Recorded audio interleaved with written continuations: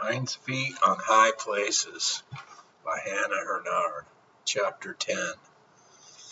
Ascent of the Precipice Injury.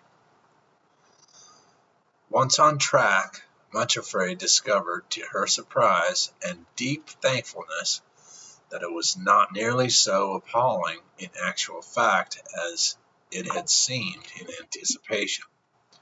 Steep, difficult, and slippery it certainly was, and also painfully narrow, but the feeling of being securely roped to her strong companions was very reassuring. Also, the cordial of the spirit of grace and comfort which she had just drunk kept her from feeling giddy and faint when she looked over the edge. The thing that she had most dreaded, moreover, for the first half hour of their ascent, the rainbow still shone above them, and though the shepherd had disappeared from view, Much Afraid had a lovely sense that he was still close beside them.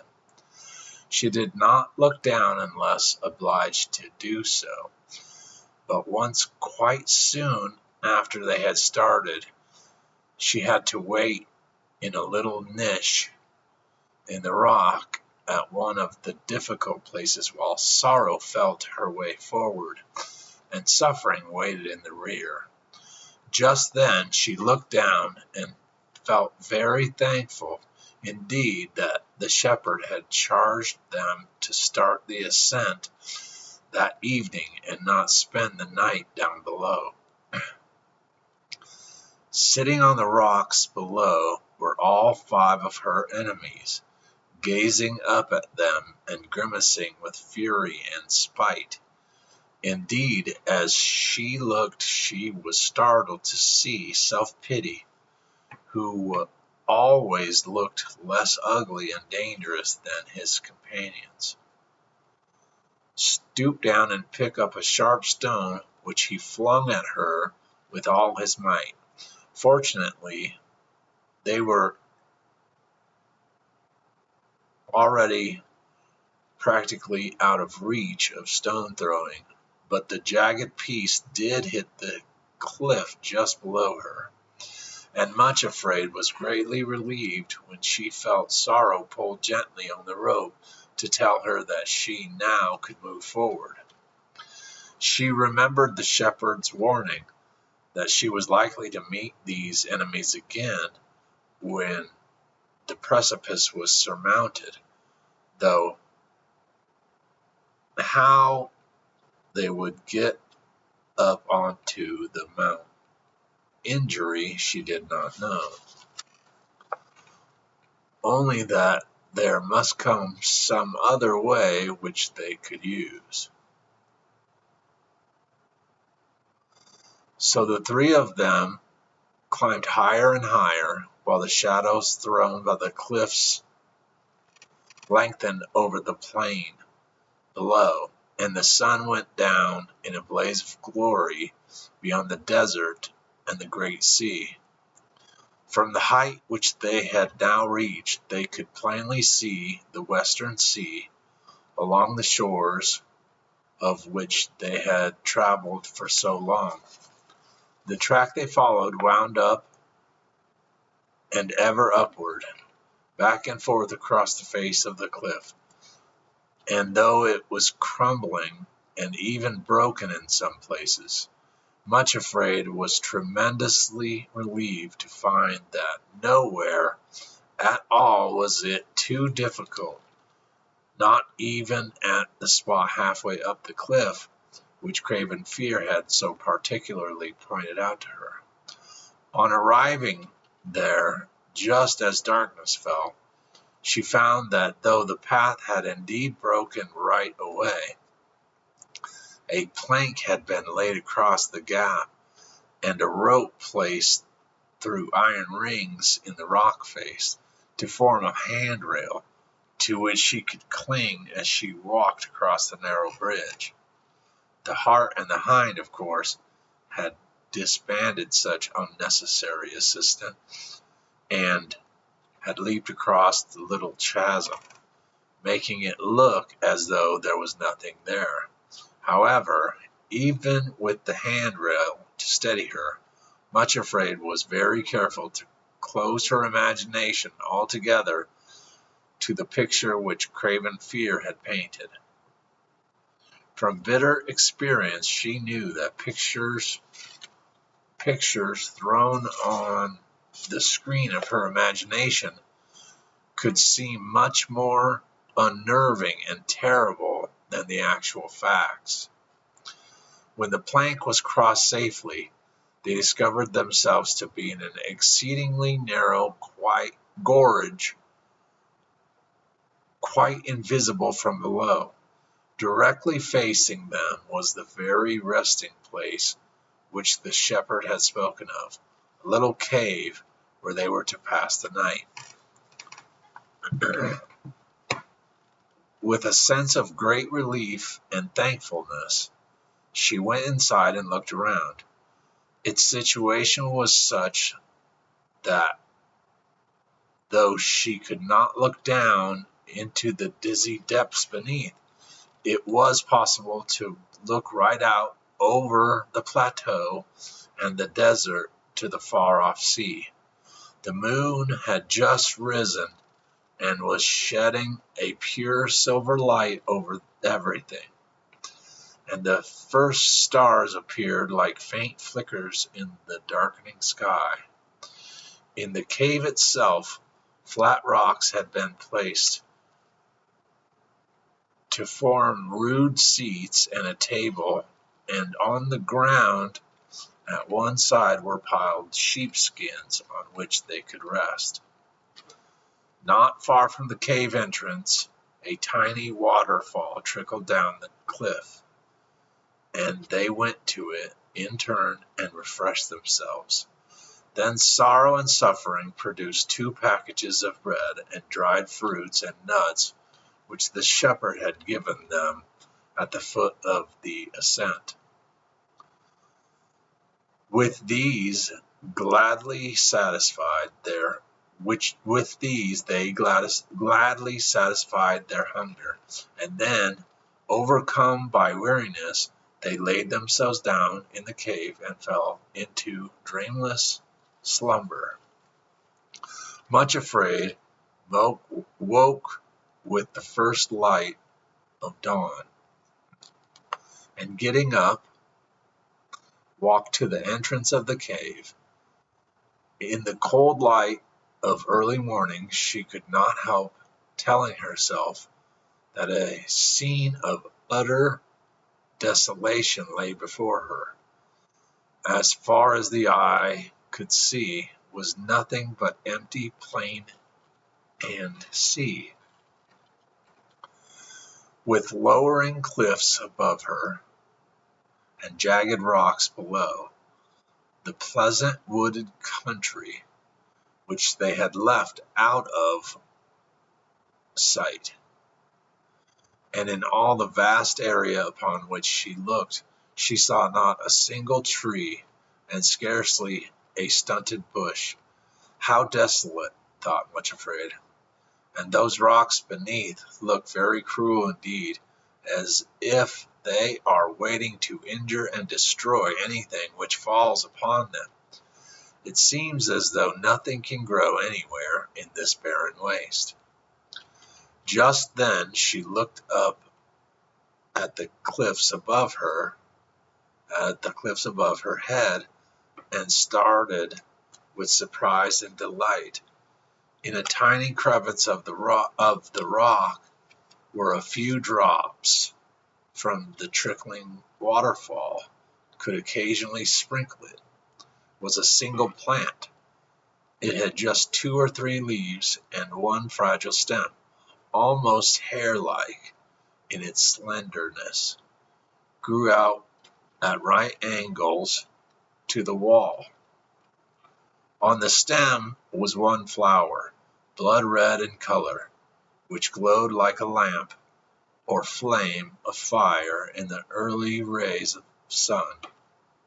Much afraid, stared at it for some moments, noticing the wall which completely imprisoned it. The minute aperture through which it had forced its way to the light, and the barren loneliness of its surroundings. Its roots were clamped around by sheer rock, its leaves scarcely able to press outside the prison house. Yet it had insisted on bursting into bloom, and was holding its little face open to the sun and burning like a flame of joy. As she looked up at it, Much Afraid asked, as she had in the desert, "What is your name, little flower? For indeed I never saw another like you." At that moment the sun touched the blood-red petals so that they shone more vividly than ever, and a little whisper rustled from the leaves. "My name is Bearing the Cost, but some call me Forgiveness." Then Much Afraid recalled the words of the shepherd. On the way up the precipice, you will discover the next letter of the alphabet of love. Begin to practice it at once. She gazed at the little flower and said again, "Why call you that?" Once more, a little whispering laugh paused. Through the leaves, passed through the leaves, and she thought she heard them say, "I was separated from all my companions, exiled from home, carried here and imprisoned in this rock. It was not my choice, but the work of others who, when they had dropped me here, went away and left me to bear the rustles of what they had done. I have borne, and I have not fainted. I have not ceased to love, and love helped me push through the crack in the rock until I could look right out onto my love, the sun himself. See now, there is nothing whatever between my love and my heart. Nothing around to distract me from him. He shines upon me and makes me to rejoice, and has atoned to me for all that was taken from me and done against me. There is no flower in the world more blessed or more satisfied than I, for I look up to him as a weaned child, and say, whom have I in heaven but thee? And there is none upon earth that I desire but thee." Much Afraid looked at the glowing flame over her head, and longing, which was almost envy, leaped into her heart.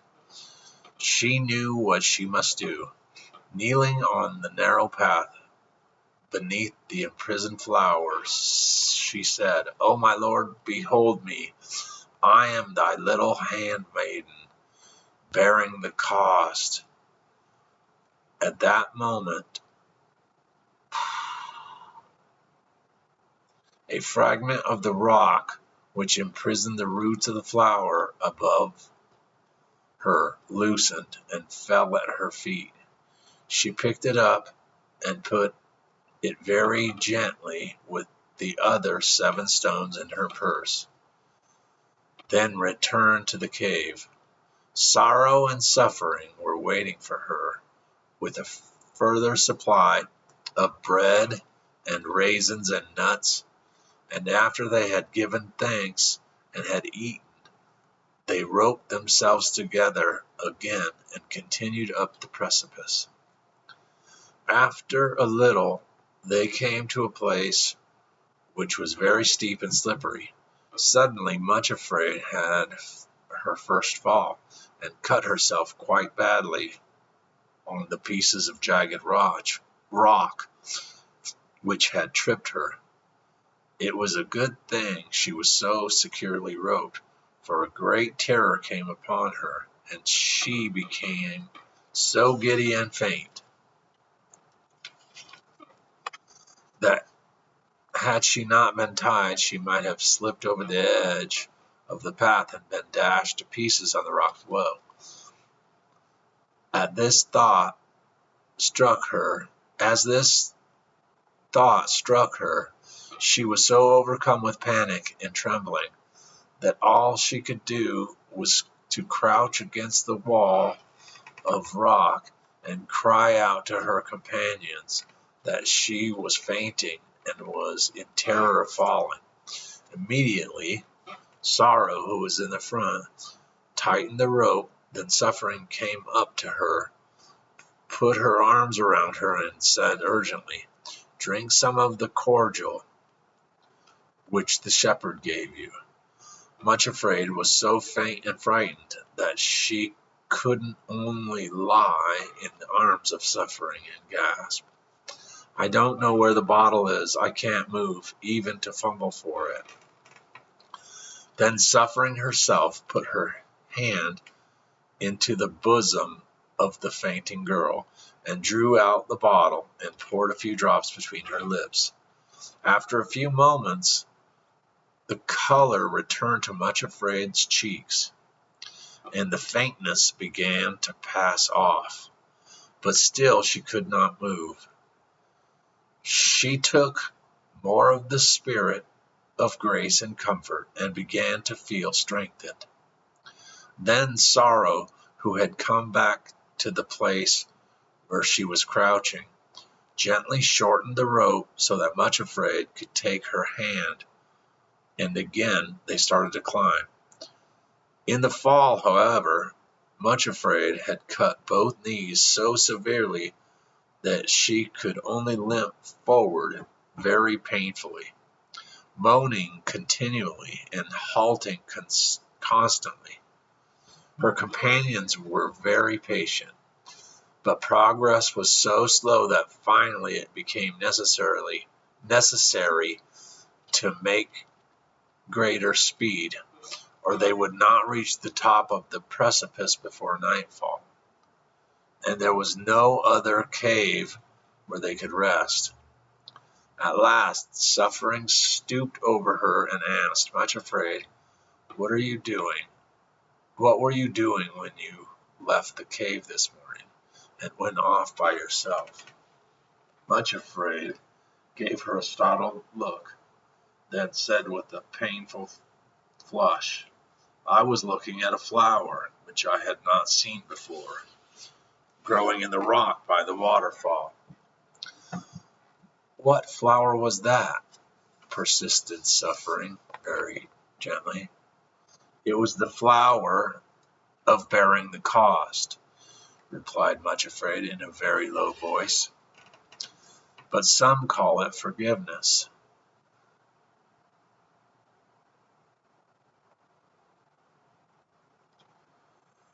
For a few moments she was silent,